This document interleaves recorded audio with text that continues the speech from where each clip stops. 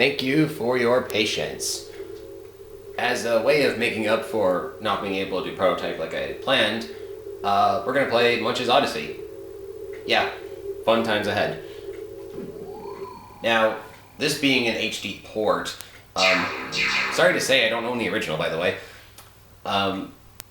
There are some really, I guess you could say, really, just really little oddities with this version. There was a patch years ago.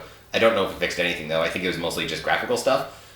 As a side effect though, I do remember from when I played it back in the day, there was a little bug where cutscenes wouldn't load properly. So to play it super safe, I am going to be skipping those. However, in the video descriptions, I will be writing up plot summaries as I go to the best of my ability. So let's just get into it.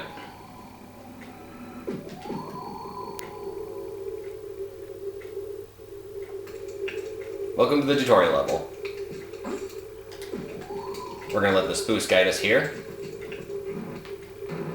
Open up that gate, and the shaman's going to appear and talk to us. Might as well listen. The almighty Raisin has sent me to help you. So listen up. If you ever find that one-legged munch, you've got to learn how to get around. Starting with this cave right here, right now. See ya? The screen will give you various tips as you encounter new objects or mechanics throughout the game, but me being me, I'll just explain it for you. So it's pretty self-explanatory for now, but this game uses a lot of RTS elements. RTS, of course, standing for real-time strategy. Abe here, our main character, is responsible for puzzle solving and platforming, as we see here. There aren't any puzzles yet, but there will be more eventually. That's the camera.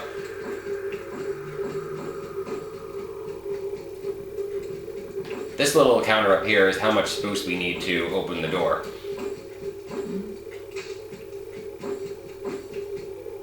Whoops.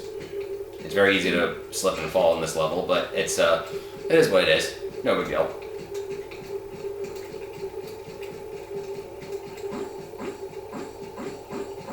Uh-oh, we're out of spooce.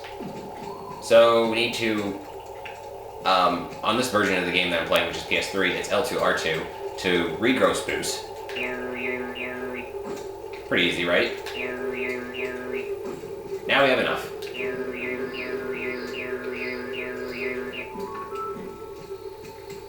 Primarily you get a jump button and an action button. In this case it's X and square respectively. Use those to get around and do stuff to as and when you need to do it. But now we can explore the greater outside. And I have to say, it is pretty magnificent.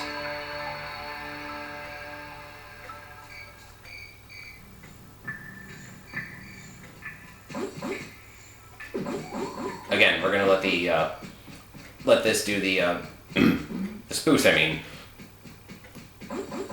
create the path for us. These other Mudokons here, we need to greet. There's my buddy. Hey. As soon as we do that, then they will follow us.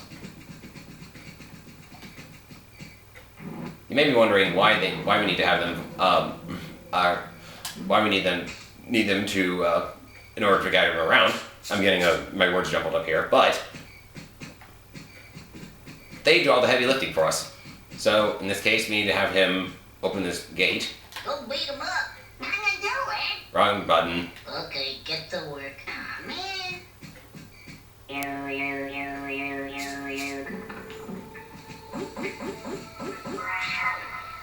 you managed to get out of the cave. Wow, so impressive. Okay, listen up.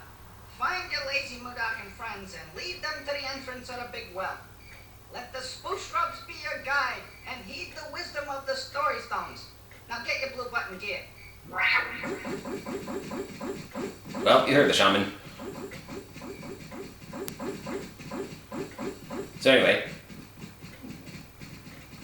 these Mudokon companions are able to, open doors, pull switches, that kind of thing, and they can also fight enemies, which Abe can, but Hold on. I guess I haven't found the button for that yet. But basically, your little worker friends are able to do that much more effectively than you can, so rely on them for help. If we open this door, we can find more Mudokons here. You can choose to greet one individually or all at once within a proximity, of course. You do that, they will all follow you and listen to your orders and stuff like that. Ooh, this could be dangerous. Just sit tight, be cool.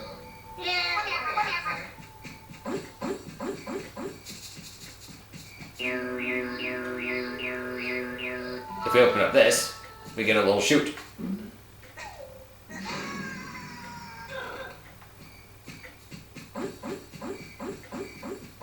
These will take us all around to new locations. So, make use of them as you can. That looked like a gap, but it wasn't. Everybody listen. Okay, get to work. Yep, that's right, guys. No shirking your work.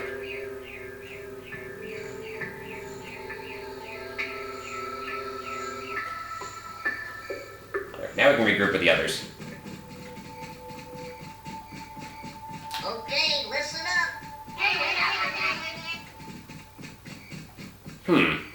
6 chance circles, and there are only 5 of these guys. I wonder how we can rectify that. You may notice that if one of your friends passes on, you can bring them back to life by giving spoofs to this resurrection totem. Allow me to demonstrate. We're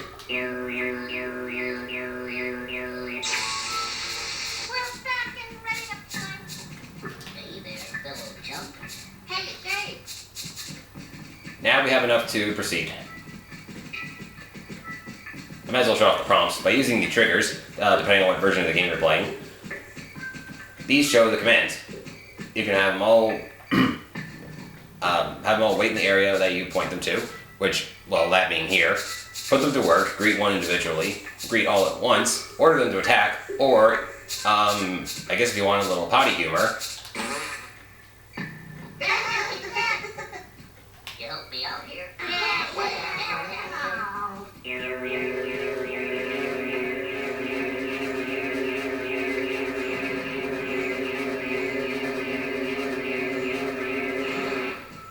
alright. I'll be back, don't you worry. You are able to jump across this no problem at all. These guys can't. So, our only option here, use the action button to pick them up and throw them across. Of course, it's easiest done if you have them be stationary first. Because otherwise they'll be itching around and stuff like that, making it a little more difficult to pick them up. And careful where you're positioned, because otherwise you may throw them off the stage, and you have to resurrect them.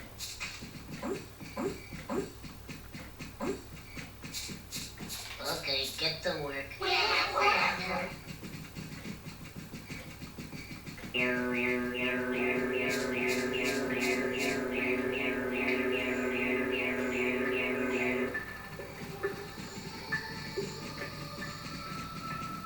Alright, we can move on.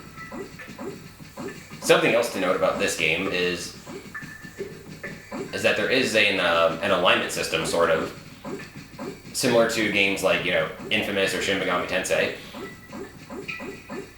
where depending on how many minions you, keep alive throughout the game or rescue, it'll actually affect what ending you get. That little halo there depicts what kind of korma you have. It's orange and jagged right now because, well, we haven't really made any changes to it. But as you progress through the game, you'll notice it change color and shape to depict the kind of korma that you have.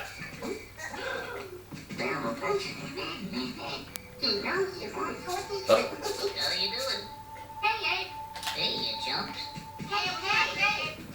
if you have a hard time directing one, or it's probably easiest to round them all up at once. Anyway. Just sit tight, be cool. Let's have you guys wait here for a bit. Because this guy's surrounded by mines, and I don't trust them any further than I can throw them. Much less, you know, how far I can throw this guy. Like that.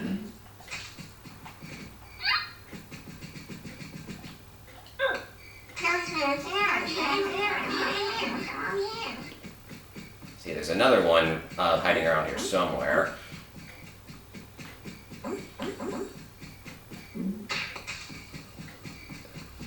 But yeah, if you'll notice, there aren't really any ways to, or I guess any effective ways to kill off your allies here. If you are going for bad endings or, you know, low percent korma, the only real way you can get that in this level is by throwing them off. Keep in mind, however, if you're at certain points in the level and you lose too many of your allies, the game will tell you just that, and that you'll have to you'll be prompted to restart the level. So if you are going to do some genociding, make sure you do that after you solve everything. Otherwise, you'll be stuck.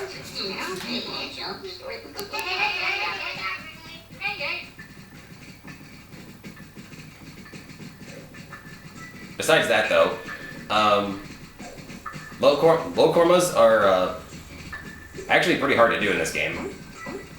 At least in my opinion.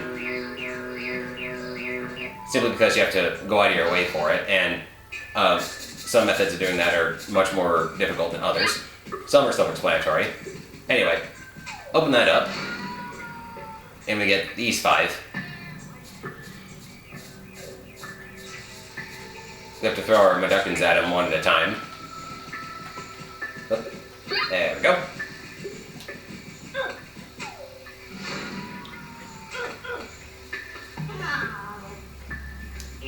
I have to say though, I do kind of like the, I actually kind of appreciate the physics in this game. They're wonderfully hilarious and just really goofy.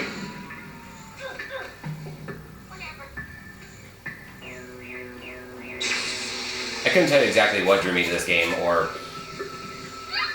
you know, what gave me the motivation to play it the first time around.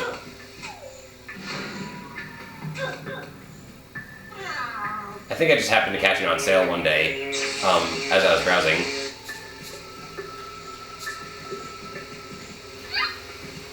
Plus, I knew a guy who was really big into the series.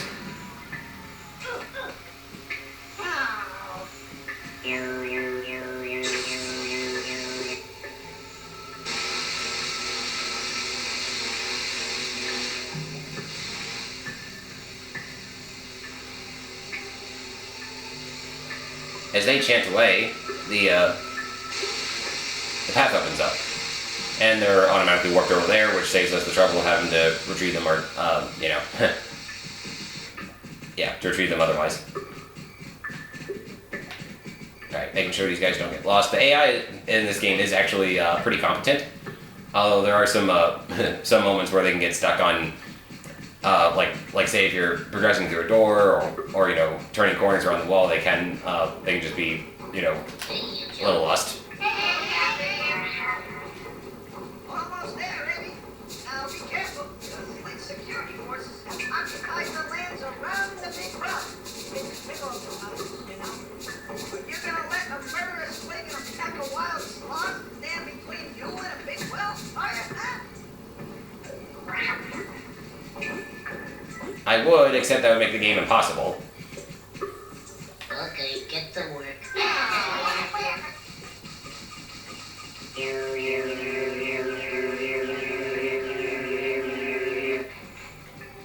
Alright, be ready to attack at a moment's notice. That moment being right now.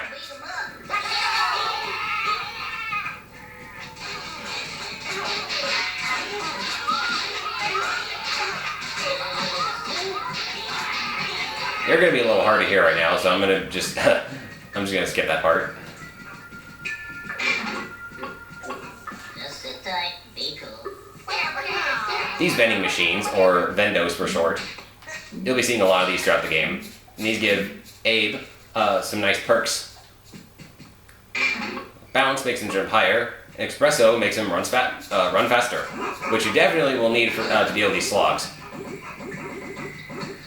Because they're pretty quick, and they will attack you without hesitation.